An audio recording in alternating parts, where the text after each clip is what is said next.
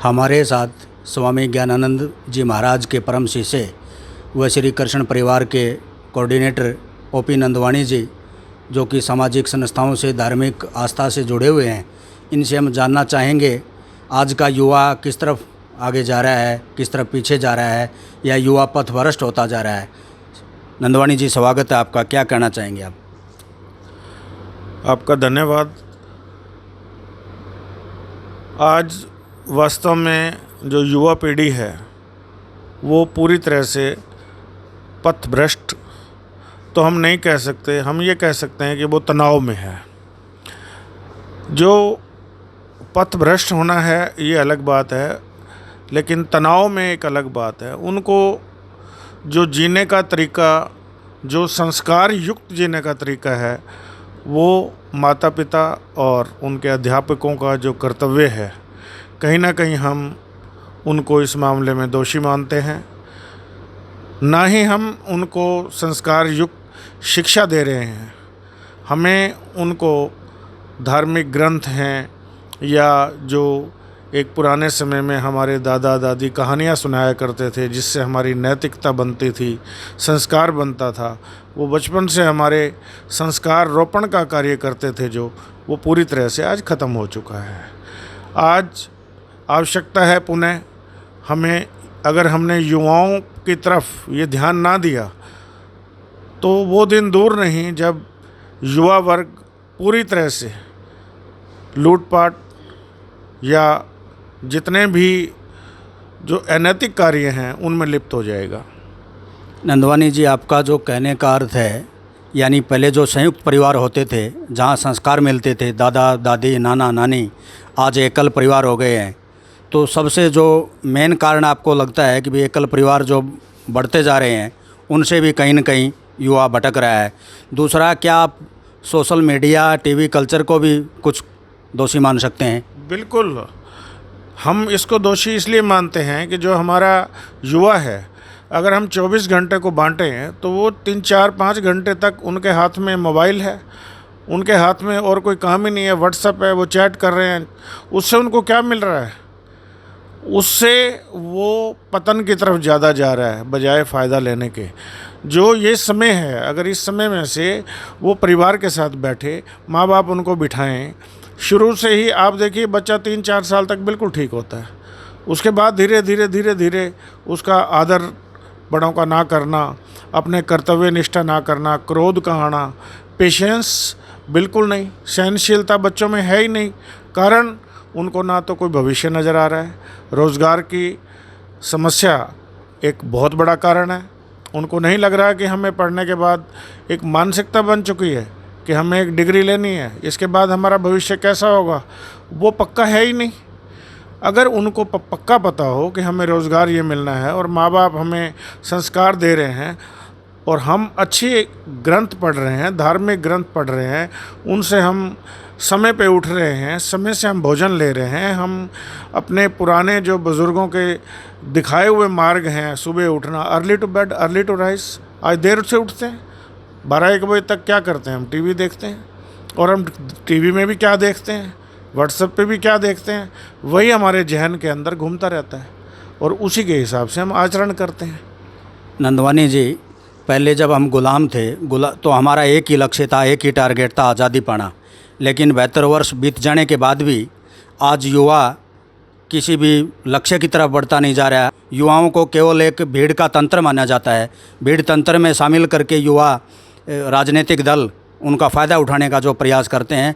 हम विशेष तौर पर आपसे जानना इसलिए चाहेंगे क्योंकि आपने शैक्षणिक क्षेत्र से लेकर के धार्मिक संस्थाओं में अभी तक का जो आपका महत्वपूर्ण योगदान रहा है, आपका दायित्व अधिक बन जाता है। आपके विचारों को लोग जानना चाहते हैं। क्या वास्तव में अब भविष्य क्या युवाओं का नज़र आएगा? क्या हम कोई युवा किसी तरीके से कोई लक्ष्य की तरफ आगे बढ़ पाएंगे? निश्चित रूप से हमें नकारात्मक सोच नहीं रखनी चाहिए। We should always be positive.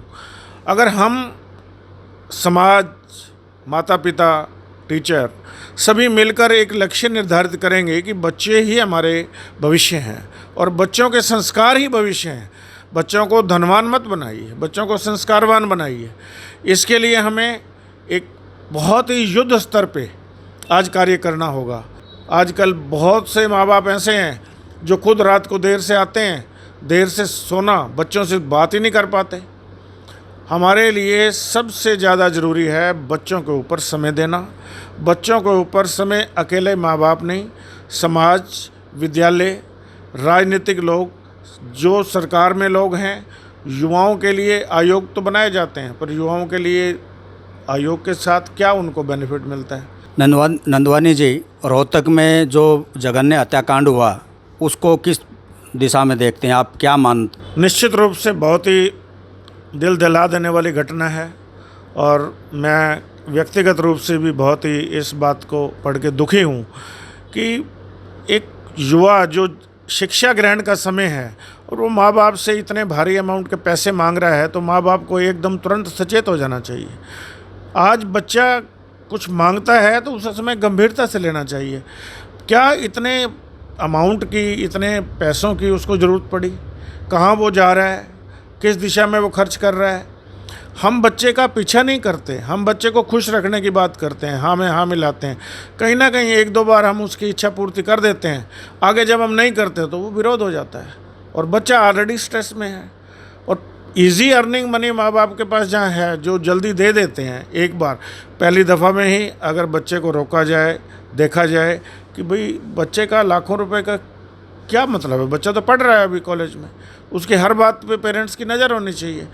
अगर वो इतना भारी अमाउंट उसने मांगा है तो निश्चित तौर पे पहले की भी कोई ऐसी, मैं समझता हूँ कि कोई ना कोई कहानी रही होगी और निश्चित रूप से बहुत ही बुरा हुआ है। और माँ बाप आगे इस घटना को एक प्रेरणा के रूप में लें और सचेत हो जाएं। हमारे साथ जिला प्राथमिक शिक्षक संघ के जिला प्रधान मास्टर भूपेंद्र सिंह जी चाहर मौजूद हैं। हम इनसे जानना चाहेंगे रोहतक जघन्य हत्याकांड को लेकर के इनका क्या कहना है।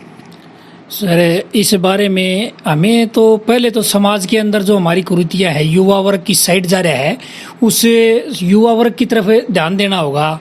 सबसे पहले हमारे समाज के प्रबुद्ध जन हैं या पेरेंट्स हैं, माता पिता हैं, उनको ध्यान देना होगा कि हमारे बच्चों के साथ है हमें टाइम बिताना चाहिए। जैसे जैसे हम बच्चे के साथ टाइम बिताएंगे, घर पे प्रतिदिन घंटा 2 घंटा बिताएंगे, तो बच्चे की भावनाएं आगे आ जाएंगी।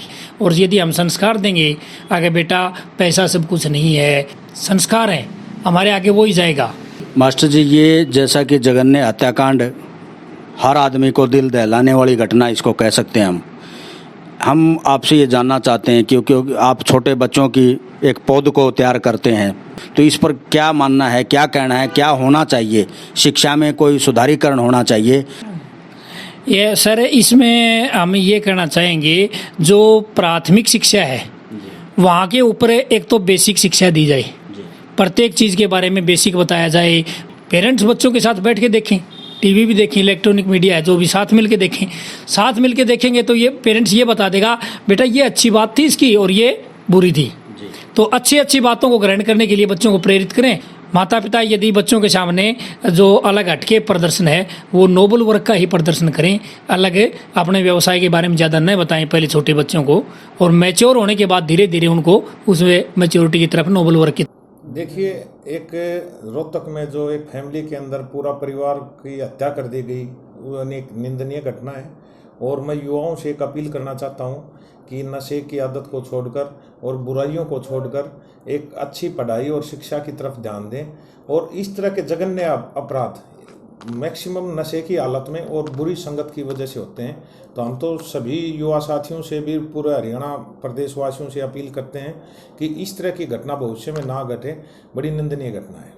तो माँ बाप ने भी अपने बच्चे हैं उनके ऊपर थोड़ा सा विशेष तौर पर ध्यान रखना चाहिए कि उनका चाल चलन कैसा चल रहा है, उसके ऊपर विशेष तौर पर माँ बाप और परिवार के सदस्य इस पर ध्यान रखें ताकि ऐसी घटना परिवार में ना घटे। और इनिशियल स्टेज के ऊपर बच्चे को समझाया भी जा सकता है, और जब इस लेवल पे बच्चा चला जाता है तो क्राइम को रोकना बड़ा मुश्किल काम है। और पुलिस प्रशासन से भी मैं अपील करता हूं कि इस तरह की अगर कोई भी एक्टिविटी यूथ के अंदर मिले तो उनको रोकना चाहिए। देखिए, इस तरह के जो मामले आजकल बढ़ रहे हैं उसमें मुख्य वजह है परिवार में जो है कम्युनिकेशन गैप का होना। आजकल माँ बाप के पास समय नहीं है अपने बच्चों से बात करने का, उनसे पूछने का कि वो क्या चाहते हैं और क्या कर रहे हैं। और दूसरा, जो नशे की जो आदी हो गई आज की युवा पीढ़ी, जो कि सरकार बिल्कुल अंकुश नहीं लगा पा रही नशे पे। आजकल जो पंजाब का रूप हरियाणा ने ले लिया है, जो जवानों में आज के दिन नशे की प्रवृत्ति बढ़ रही है और हिंसक हो रहे हैं बच्चे। इसमें सोशल मीडिया का ही बहुत बड़ा हाथ है, क्योंकि आजकल हर बच्चे के हाथ में मोबाइल और हर तरह की सुविधा है, जिससे कि बच्चे देखकर बिगड़ रहे हैं। तो मैं चाहूँगा कि कानून भी ऐसा बने कि कम से कम 18 साल तक के बच्चों को सोशल मीडिया से दूर रखा जाए। वो सिर्फ और सिर्फ अपनी ज़रूरी जानकारी नेट से प्राप्त कर सकें।